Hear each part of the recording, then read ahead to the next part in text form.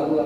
فقال النبي صلى الله عليه وسلم خيركم من تعلم القرآن وعلمه او كما قال عليه الصلاة والسلام. حاضرین جلسہ، قابل قدر علماء کرام اور معزز مہمانان کرام، مجھ جیسے کم علم کن ذہن اور قلیل عمل کو جس موضوع پر تقریر کرنے کی ہدایت کی ہے، حق بات تو یہ ہے کہ میں اس کا اہل نہیں ہوں اور نہ میری زبان اس لائق ہے، نہ میرا مطالعہ اتنا وسیع ہے، نہ حیا ہے، نہ بیان ہے، نہ طرز ہے، نہ تکلف. پھر بھی پیش کرتا ہوں السلام علیکم. میری تقریر کا موضوع ہے نعمت و دولت اور قرآن کی قدر. وہ معزز تھے زمانے میں مسلمان ہو کر، تم خوار ہوئے تاریخ قرآن ہو کر. حقیقت یہ ہے کہ آج ہم لوگوں کو قرآن کریم کی اس نعمت اور دولت کی قدر ہمیں معلوم نہیں. بچے قرآن کریم پڑھتے ہیں، حفظ کرتے ہیں اور الحمدللہ اس پر خوشی منا لیتے ہیں. اور سچی بات یہ ہے کہ اس قرآن کریم کی دولت کی قدر و قیمت کا صحیح اندازہ مجھے اور آپ کو اس دنیا میں رہتے ہوئے ہو ہی نہیں سکتا. اس کی وجہ یہ ہے کہ اللہ تبارک و تعالیٰ نے یہ قرآن کریم کی دولت ہمیں گھر بیٹھے چھپر پھاڑ کر عطا کر دی. ہمیں اس دولت کو حاصل کرنے کے لیے کوئی کوشش نہیں کرنی پڑی، ہم نے کوئی محنت نہیں کی، ہم نے کوئی قربانی نہیں دی، ہم نے کوئی پیسہ خرچ نہیں کیا. اس واسطے اس کی قدر و قیمت کا صحیح اندازہ ہمیں نہیں ہے. اس قرآن کی قدر صحابہ کرام رضی اللہ عنہم اجمعین سے پوچھئے، جنہوں نے ایک ایک آیت حاصل کرنے کے لیے اپنی جان کی، مال کی، آبرو کی، خاندان کی اور جذبات کی ایسی قربانی دی کہ اس کی مثال ملنا مشکل ہے. یہ بات کسی کو نہیں معلوم کہ مومن کاری نظر آتا ہے، حقیقت میں ہے قرآن کریم کی ایک ایک آیت کو حاصل کرنے کے لیے صحابہ کرام نے جو دشواریاں اٹھائی، جو محنت کی ہے کہ ان کا حال آج ہمیں معلوم نہیں ہے.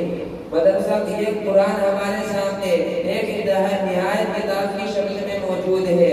مدرسہ کھلا ہے، استاد بنانے کے لیے موجود ہے. ہمارا کام صرف یہ ہے کہ دیوارہ بنا کر منہ میں لے جائیں اور حلق سے اتار دیں، لیکن وہ بھی صحیح معنوں میں جس طرح اتارنا چاہیے اس طرح نہیں اترتا. محترم حضرات، قرآن کریم کی قدر صحابہ کرام سے پوچھئے، جنہوں نے ایک ایک آیت کے خاطر مار کھائی ہے، کفار کے ظلم و ستم برداشت کیے اور اس طرح قرآن کریم کا علم حاصل کیا. صحیح بخاری میں ایک واقعہ ہے کہ ایک صحابی چھوٹے بچے تھے اور مدینہ طیبہ سے دور فاصلے پر رہتے تھے.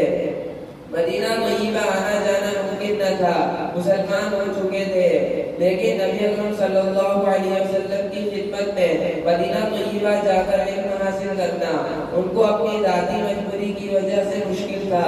اور خود اپنا واقعہ بیان کرتے ہیں کہ میں کیا کرتا تھا، پھر روزانہ اس سڑک پر چلا جاتا جہاں مدینہ کے قافلے آیا کرتے. جو کوئی قافلہ آتا تو ان سے پوچھتا کہ بھائی مدینہ سے آ رہے ہو تو کیا آپ کو قرآن کریم کی کوئی آیت یاد ہے؟ اگر کسی کو قرآن کریم کی کوئی آیت یاد ہو تو مجھے سکھا دیجئے. تو اس طرح قافلے والوں کے پاس جا کر اور سن کر ایک ایک دو آیتیں حاصل کی اور اس طرح قرآن کریم کا الحمدللہ میرے پاس ایک ذخیرہ محفوظ ہو گیا. محترم حضرات، ان سے قرآن کریم کی قدر پوچھئے جنہوں نے ایک ایک آیت حاصل کرنے کے لیے قافلے والوں کی پہچان کرنی پڑی، لیکن ہمارے پاس پورا قرآن موجود ہے. جن اللہ کے بندوں نے ہم تک پہنچایا، جن محنتوں اور مشقتوں اور قربانیوں سے گزر کر ہمارے لیے تیار کر چھوڑ گئے. ہمارا کام صرف اتنا رہ گیا ہے کہ اس کو پڑھیں اور اس کو سمجھنے کی کوشش کریں اور اس پر عمل کریں. گویا پکی روٹی تیار ہے، بس کھانے کی دیر ہے. انہی باتوں پر ایک شعر کے ساتھ مخاطب ہوتا ہوں. الہی رونق اسلام کے سامان پیدا کر، دلوں میں مومنوں کے الفت قرآن پیدا کر. وآخر دعوانا الحمدللہ رب العالمین.